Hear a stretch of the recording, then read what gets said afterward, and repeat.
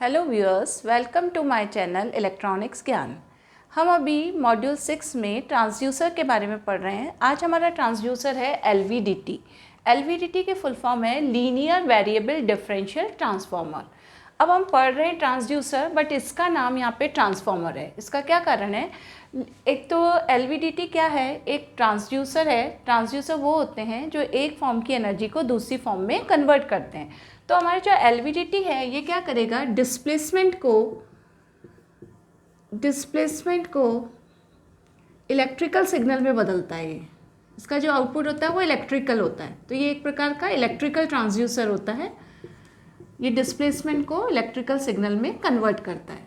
तो अब इसमें क्या होता है, लीनियर वेरिएबल, मतलब जो आउटपुट है वो डिस्प्लेसमेंट के लीनियरली वेरी करता है, और जो आउटपुट मिलता है वो दो वाइंडिंग के आउटपुट का डिफरेंस मिलता है। इसलिए इसका नाम दिया डिफरेंशियल ट्रांसफार्मर। इसलिए है क्योंकि इसका कंस्ट्रक्शन ट्रांसफार्मर जैसा होता है। जैसे ट्रांसफार्मर एक प्राइमरी वाइंडिंग और एक सेकेंडरी वाइंडिंग होती है, उस तरह का इसका कंस्ट्रक्शन होता है। इसलिए इसका नाम दिया गया एलवीडीटी। बाकी इसका पर्पज़ है डिस्प्लेसमेंट को इलेक्ट्रिकल सिग्नल में बदलना। ये एक पैसिव ट्रांसड्यूसर है क्योंकि इसको वर्क करने के लिए बाहर से एसी सप्लाई की आवश्यकता होती है। उसके अलावा ये एनालॉग ट्रांसड्यूसर है क्योंकि इसका आउटपुट टाइम के साथ कंटिन्यूसली वेरी करता है। और ये प्रिंसिपल के आधार पर ये एक प्रकार का इंडक्टिव ट्रांसड्यूसर है। इंडक्टिव ट्रांसड्यूसर है मतलब इसमें इंडक्टेंस चेंज होती है।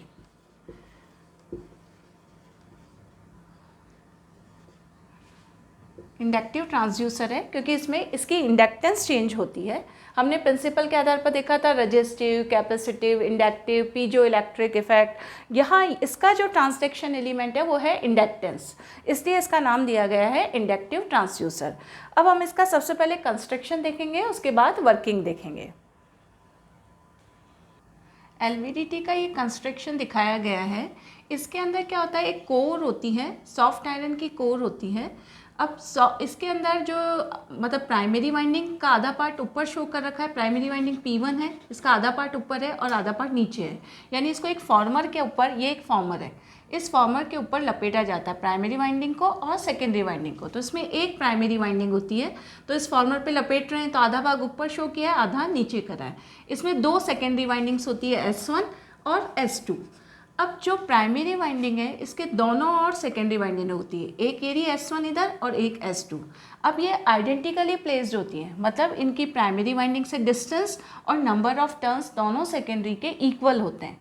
तो प्राइमरी के दोनों साइड दो सेकेंडरी वाइंडिंग होती है।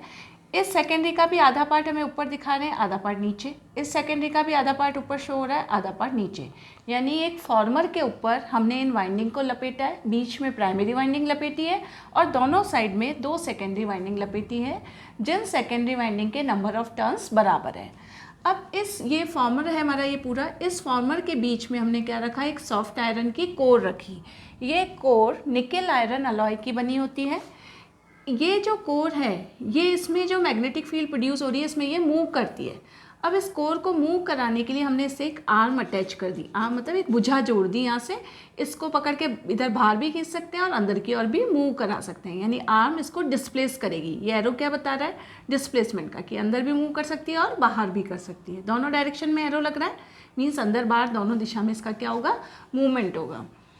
अब ये कोर जब मूव करेगी, अभी इस समय जब कोर सेंटर में है तो प्राइमरी वाइंडिंग पे जब हम एसी सप्लाई देते हैं तो प्राइमरी पे एसी सप्लाई देने के कारण सेकेंडरी में जो वोल्टेज इंड्यूस होंगे वो बराबर होते हैं इस समय। क्यों? क्योंकि कोर क्या है, सेंटर पोजीशन में है।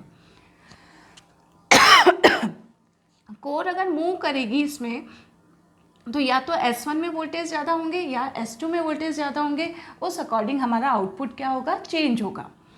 अब जो ये सॉफ्ट आयरन की कोर बनाई है इसको हम स्लॉटेड बनाते हैं ताकि इसमें एडी करंट लॉसेस कम से कम हो। अब इसमें हम इसका कंस्ट्रक्शन देखने के क्या करते हैं, सबसे पहले प्राइमरी वाइंडिंग को क्या करते हैं, कंस्ट्रक्शन के बाद प्राइमरी को एसी से जोड़ते हैं। इसके कारण दोनों वाइंडिंग में कितने वोल्टेज डेवलप होंगे वो हम इसके डायग्राम से देखते हैं। ये तो एक कंस्ट्रक्शन का व्यू दिखाया है कि किस तरह से इसका लुक आता है, प्राइमरी कैसी होती है और सेकेंडरी कैसे होती है। एलवीडीटी का जैसे भी हमने कंस्ट्रक्शन देखा, अब इसकी वर्किंग देखते हैं। ये हमारी प्राइमरी वाइंडिंग है। प्राइमरी वाइंडिंग को हमने एसी सप्लाई से जोड़ दिया। अब कोर यहाँ पे बीच में लगी हुई है प्राइमरी और सेकेंडरी के, और ये दो सेकेंडरी वाइंडिंग्स हैं S1 और S2। अब कोर जो है वो सॉफ्ट आयरन की बनी होती है, उसको सेंटर में रखा और कोर को मूव कराने के लिए हमने एक आर्म अटैच कर दी। जब इस आर्म पे डिस्प्लेसमेंट होगा तो कोर अंदर और बाहर की ओर मूव करेगी। अभी हमने देखा था कि इसकी जो दोनों सेकेंडरी वाइंडिंग है S1 S2, अब हम इसको कनेक्ट कैसे करेंगे। दोनों वाइंडिंग्स एक दूसरे के सीरीज अपोजिशन में कनेक्टेड होती हैं। अब सीरीज अपोजिशन का मतलब देखते हैं क्या होता है। सीरीज अपोजिशन, अगर हम इसके इन दोनों टर्मिनल्स को कनेक्ट कर देते तो क्या होता है कि S1 और S2 एक दूसरे के सीरीज में कनेक्टेड है। अब हम इसको ऐसे कनेक्ट नहीं करेंगे।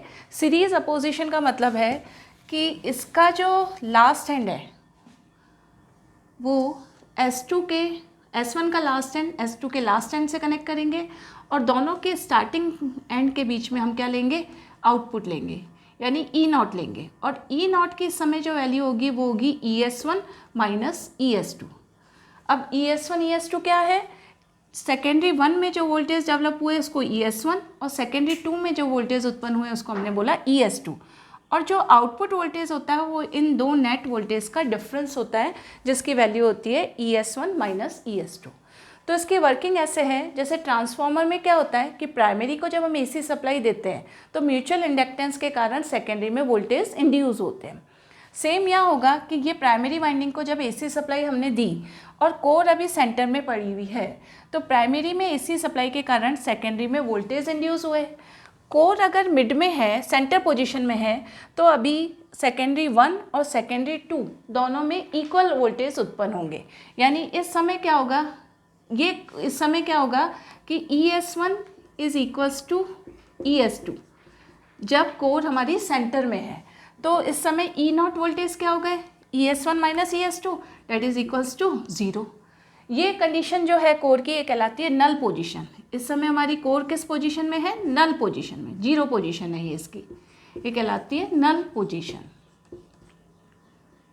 अब अगर हमको डिस्प्लेसमेंट को मेज़र करना है, तो अगर इस कोर को हमने डिस्प्लेस किया, अब कोर को अगर हम इधर की ओर मूव करा रहे हैं, यानी सेंटर पोजीशन से लेफ्ट की ओर अगर हम मूव करा रहे हैं, तो कोर की पोजीशन क्या हो जाएगी। सपोज करें हम इसको डॉटेड करके बना दें, कोर यहाँ, यानी कोर किसके ज़्यादा सामने होगी, S1 के ज़्यादा क्लोज होगी और S2 के कम होगी। तो हम देखेंगे कि जो S1 में वोल्टेज इंड्यूस हुए हैं उसकी वैल्यू ज़्यादा होगी। जब कोर क्या कर रहे हैं, हम कोर को लेफ्ट हैंड साइड मूव कर रहे हैं, left hand side core move कर रही है, तो हम देख रहे हैं ES1 is greater than ES2, यानी इससे जो फ्लक्स लिंक होगा S1 से वो ज़्यादा होगा S2 से। तो जो आउटपुट वोल्टेज होंगे वो क्या होगा, ES1 माइनस ES2, और उनकी वैल्यू क्या होगी, पॉजिटिव आएगी। क्यों, क्योंकि ES1 का मान ES2 से ज़्यादा है। कोर को और मूव कराते जाएंगे लेफ्ट हैंड साइड, तो एक पोजीशन ऐसी आएगी कि कोर कंप्लीटली S1 के सामने आ जाएगी, S2 के पार्ट के ऊपर इसका कुछ भी पार्ट नहीं रहेगा। तो उस समय ES2 वोल्टेज 0 होगा और जो आउटपुट वोल्टेज होंगे वो क्या होंगे, ES1 के होंगे। यानी हमने कोर को ये डायरेक्शन भी सेंस कर रहा है और मैग्नीट्यूड भी बता रहा है। तो जो आउटपुट वोल्टेज प्रोड्यूस हो रहे हैं वो कोर के डिस्प्लेसमेंट के प्रोपोर्शनल है। अब ये तो था हमने लेफ्ट हैंड साइड मूव कराया। अब अगर हम आर्म के द्वारा कोर को राइट हैंड साइड मूव करा रहे हैं, यानी कोर इधर मूव कर रही है, तो ये S2 के ऊपर ज़्यादा पार्ट आएगा, तो S2 से जो फ्लक्स लिंक होगा उसकी वैल्यू क्या होगी, ज़्यादा होगी। तो कोर जब राइट हैंड साइड मूव करती है तो हम देखेंगे कि ES2 जो है वो ग्रेटर हो जाएगा किससे, ES1 से। कोर को और राइट मूव कराते जाएंगे, एक कंडीशन ऐसी आएगी कि कोर बिल्कुल S2 के ऊपर होगी और S1 से बिल्कुल भी लिंक नहीं होगी, तो ES2 की वैल्यू मैक्सिमम होगी, ES1 उस समय 0 होगा। जब ES2 ज़्यादा है ES1 से, तो आउटपुट हमारा कैसा मिलेगा, नेगेटिव मिलेगा। इस समय आउटपुट हमारा कैसे मिली, आउटपुट की वैल्यू नेगेटिव मिली। यानी जो आउटपुट मिल रहा है वो हमें ये तो बता रहा है कि कितना डिस्प्लेसमेंट हो रहा है, इसके साथ साथ ये डिस्प्लेसमेंट का डायरेक्शन भी बता रहा है कि लेफ़्ट मूव कर रही है कोर या राइट मूव कर रही है। और जो ये डिस्प्लेसमेंट है इसके कॉरस्पॉन्डिंग हमारे आउटपुट वोल्टेज प्रोड्यूस हो रहे हैं। तो जो आउटपुट वोल्टेज है that is directly proportional to displacement,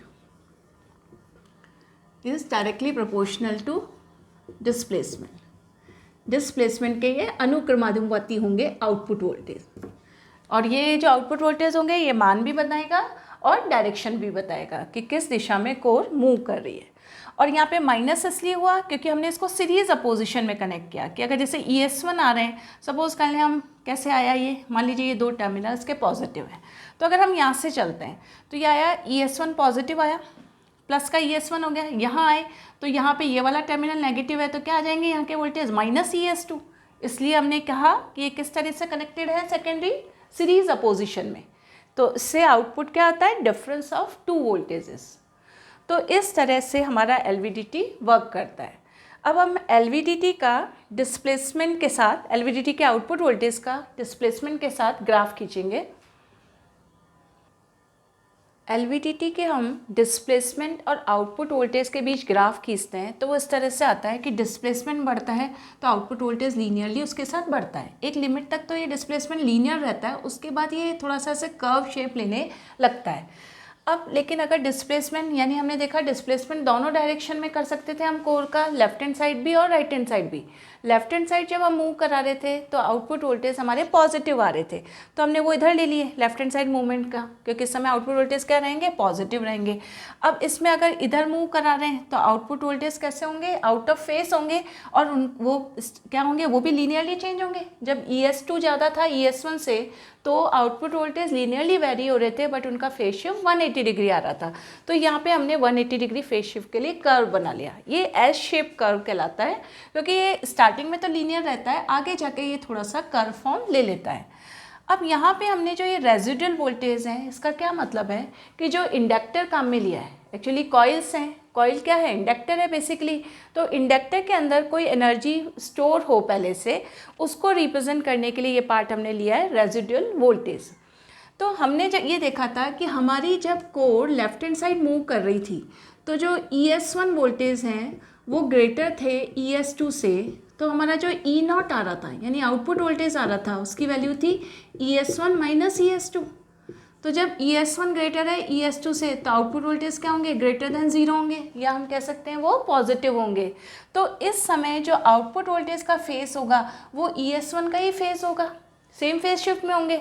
तो इस कारण से ये जो कंडीशन है ये शो की हमने फेस कितना है, 0 डिग्री, यानी इस समय आउटपुट वोल्टेज और ES1 का फेस शिफ्ट क्या है, सेम है। अब अगर हम ये देखें कि अगर हम कोर को राइट हैंड साइड मूव करा रहे थे तो हमने देखा था जो सेकेंडरी 2 है उसमें जो वोल्टेज हैं वो ES1 से क्या हो रहे थे, ग्रेटर हो रहे थे। तो हमारे जो आउटपुट वोल्टेज मिलेगा वो क्या मिलेगा, नेगेटिव मिलेगा। अगर इस फॉर्मूले में रखें ये वोल्टेज ज़्यादा है तो आउटपुट कैसा मिलेगा, नेगेटिव मिलेगा। तो इस समय आउटपुट वोल्टेज ES1 से कितना फेज शिफ्ट पे है, 180 डिग्री पर है। तो हमने 180 डिग्री फेज शिफ्ट के लिए ये वाला कर्व प्लॉट किया है। तो हम कह सकते हैं कि LVDT का क्या पर्पज़ है, ये डिस्प्लेसमेंट को इलेक्ट्रिकल सिग्नल में देता है, और जो आउटपुट वोल्टेज हैं वो डिस्प्लेसमेंट के प्रोपोर्शनल होते हैं, और आउटपुट वोल्टेज से हमें डिस्प्लेसमेंट का डायरेक्शन भी पता चलता है और मैग्नीट्यूड भी पता चलता है कि पॉजिटिव आ रहा है तो किधर लेफ्ट हैंड साइड मूव कर रही है, नेगेटिव आ रहा है तो राइट हैंड साइड मूव कर रही है। तो ये हो गया construction and working of LVDT। इसके अलावा LVDT के कुछ एडवांटेज हैं। वो एडवांटेज, सबसे बड़ा एडवांटेज है लीनियरिटी। हम देख रहे हैं कि इसका ग्राफ क्या है, लीनियर है, यानी इनपुट और आउटपुट एक दूसरे के लीनियरली वेरी कर रहे हैं। सेकेंड इसका एडवांटेज है, इसमें हिस्टेरेसिस लॉसेस कम होते हैं, एडी करंट लॉसेस कम होते हैं, फ्रिक्शन कम होता है, इसका रिजोल्यूशन अच्छा होता है। तो ये सभी एडवांटेज LVDT के हैं। इसके अलावा LVDT में कुछ डिसएडवांटेज भी हैं। LVDT का डिसएडवांटेज ये है कि हमें अगर एप्रेसिबल आउटपुट चाहिए तो उसके लिए लार्ज डिस्प्लेसमेंट की आवश्यकता होती है। सेकेंड डिसएडवांटेज ये है कि ये वाइब्रेशन का इन पर प्रभाव पड़ता है। थर्ड डिसएडवांटेज है इन पर ताप का प्रभाव पड़ता है। और चौथा डिसएडवांटेज ये है कि इन पे स्ट्रे मैग्नेटिक फील्ड का प्रभाव पड़ता है। स्ट्रे मैग्नेटिक फील्ड होती है बाहरी चुंबकीय क्षेत्र, लेकिन स्ट्रे मैग्नेटिक फील्ड के इफेक्ट को इसकी शील्डिंग करके रिड्यूस किया जा सकता है।